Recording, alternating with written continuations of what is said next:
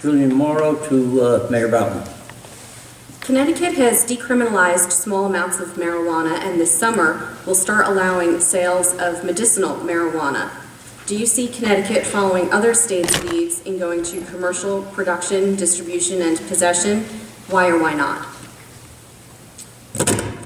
I think that Connecticut has sort of taken the first tentative steps towards there. I have mixed emotions about it. Being a teacher, I've always been concerned about the impact of marijuana as a gateway drug and introducing children to the next step and the next step in order to become addicted. So I have concerns about that, but I also recognize what the pulse of the public is. I think that Colorado is engaging in an interesting experiment. We'll have to watch that carefully and see how that all sort of comes to play together. But I think that certainly, over the period of a long time, slowly we've begun to erode our views about the fact that people need marijuana or alcohol or any other substance to their mood. And I think that's a larger, more global discussion about the mood of who we are as people. Having said that, I'm interested in watching how Colorado does with this and see where they end up at the end of the day. Joe Visconti?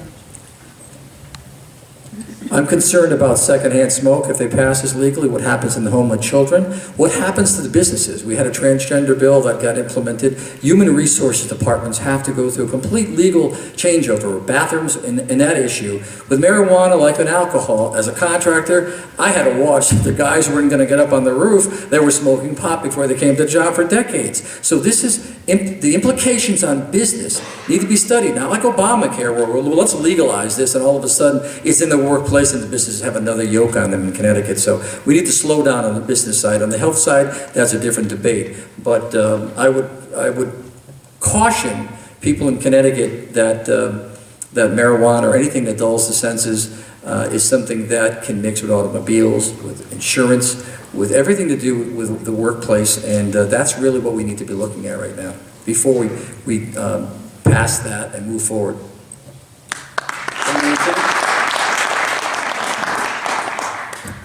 I oppose the decriminalization bill. Democrats created a fallacy that our jails were filled with casual drug users. Our jails were filled with drug dealers, not the casual user.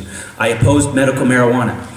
Marijuana is still a federally controlled substance. It is illegal to do it, and I think it's illegal for the legislature to pass a bill allowing you to go out and break the law. And the only reason why people aren't prosecuted is because Barack Obama is saying, I'm going to pick and choose which laws we will enforce. The President of the United States does not have the right to do that. He's in violation of the rule of law and the Constitution, and I don't think, whether you believe it or not, you can support medical marijuana as long as it's illegal federal substance.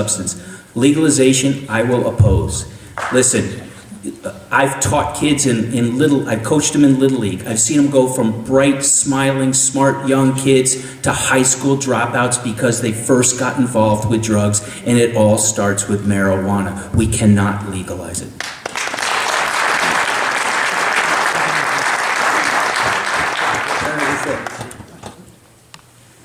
Well, I absolutely agree with my colleague, Senator McKinney. My position is very clear and well understood. There's probably no one else in the General Assembly that has spent more time in researching this issue and bringing all of the research that I've learned to the fore and to my colleagues. I do believe that my reason for opposing it is that it does much more harm than good, and that it certainly will increase the use of it among our young people. However, it has been dealt with in the state, and we have serious financial concerns right now. We need to turn things around, and my entire focus will be on really dealing with Connecticut's economic survival, and people need to feel finally that they have a future to remain here in Connecticut. Julian Morrow, you're